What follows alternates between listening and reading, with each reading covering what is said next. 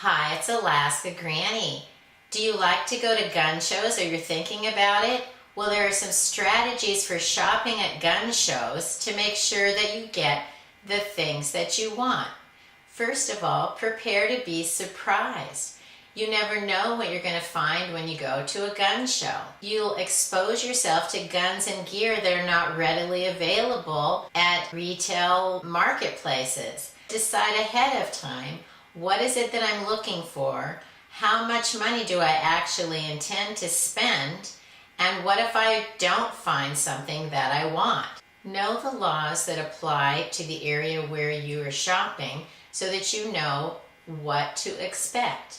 There are always going to be varied state laws and background checks. Gun shows are considered private sales, and so background checks and waiting periods can vary. Always make sure you bring cash and that you're ready to try to make the best deal possible. And if you don't find what you're looking for, or you can't haggle to the price that you want, you don't have to buy anything. There's always next time. If you don't find what you're looking for at the price that you've already set ahead of time, know that there will always be another gun show and you can continue to hunt for the things that you really want.